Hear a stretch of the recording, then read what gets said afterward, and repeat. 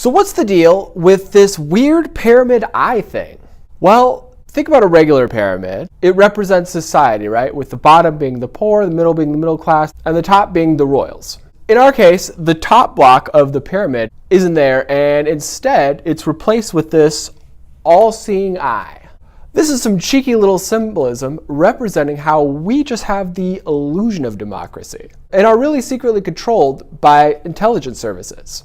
As in, no top block, just this weird spirit eye thing instead. The rays around it represent God's divine power. It's kind of like one of those halo things drawn around people's heads in old paintings, like if they're a saint or an angel or whatever. Intelligence services like to use Satanism as somewhat of a ideological operating system. The reason behind that, originally back in the day, was to force spies who were going to participate in covert operations to do horrible things that would irreparably stigmatize and isolate them from their communities if they ever uttered a peep to anyone. It would also help the intelligence services justify the oftentimes heinous acts they would require their underlings and covert operatives to perform.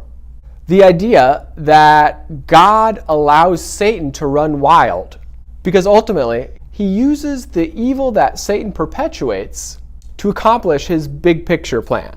That's why spooks and robber barons love using hooky spooky satanic symbology, especially British and American spooks and robber barons. They are the hookiest spookies out there. They like to dress up in druid costumes and hold ceremonies in the woods and stuff. Just ask Anderson Cooper. When he was little, it was like Halloween every day at his house. But I digress. Back to the eye. This eye represents how intelligence services like the CIA secretly control all of us, even in quote-unquote democracies. Now, it's pretty weird because you'd think the people in our government would not be down for tyranny, but they aren't very smart, and many of them naively think that they are the ones in control of said tyranny. They think that all their pretentious little clubs like CFR, Trilateral Commission, and Bilderberg are who runs the world. But in reality, they're just useful idiots. And the same people who have always run the world still do. Monarchs, they never stopped. The main monarchs that currently run the world are a medieval royal bloodline called House Wettin. House Wettin's descendants currently control the thrones of many European nations to this very day, including, but not limited to, the UK, Belgium, and the Netherlands. The patriarch, or original gangster of House Wettin, was a hardcore little German tribal leader named Theodoric, who was born in approximately 920 AD. Theodoric's descendants have secretly controlled Europe and most of the world ever since. Crazy that they've been able to hang on to power for this long, right? But they didn't do it alone. House Wettin put themselves on the map way back in the day by hijacking the vast networks of spies and assassins installed all around the world by the Byzantine and the Roman empires. Networks they built up over the course of 1,000 years. Since then, they have waged a top secret quest for world domination with a wartime sense of urgency, killing anyone and destroying anything that gets in the way of their absolute power. These days, that ancient clandestine network of spies and assassins is called D6, or Delta 6, and it's used as the covert paramilitary wing of the CIA and MI6. It was established in its current form during World War II when British intelligence came over and created the precursor to the CIA called OSS. The term D6 often confuses people because it actually refers to two things: the human network of spies and assassins and the highest level of classification in the US military. The one reserved for information that would damage the all-sacred relationships we have with our allies like the UK and Saudi Arabia.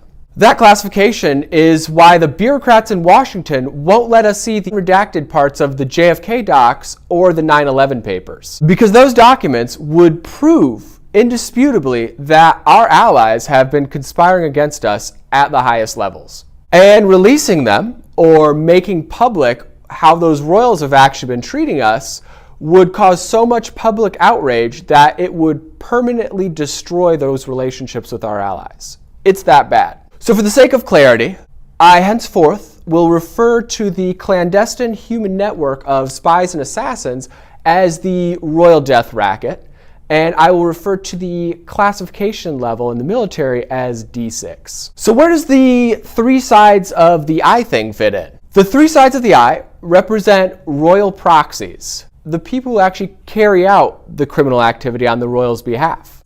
Royals, like Queen Elizabeth II, don't do anything themselves. They are totally worthless human beings. So they outsource all their gangbanging to their robber baron amigos, the Soroses, the Rothschilds, and the Saudis. Billionaires with virtually unlimited resources who operate in every country and who can move vast sums of money, drugs, arms, and sex slaves all across the world without being caught.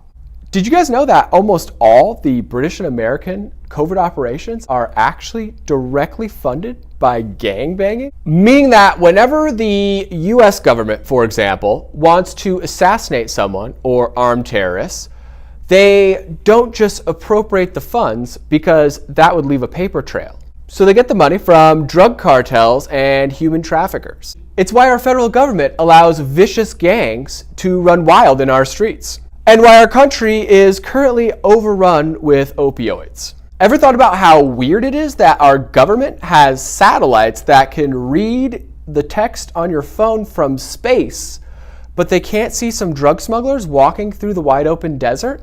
Or ever thought about how weird it is that the Crips and the Bloods can hold press conferences in LA? Now, I realize that's quite a claim, but I guarantee you that it's true. And I'll be unpacking that step by step over the next few months on this YouTube channel. So please share this video and subscribe, and I'll see you guys tomorrow. Buenas noches y buena suerte, amigos.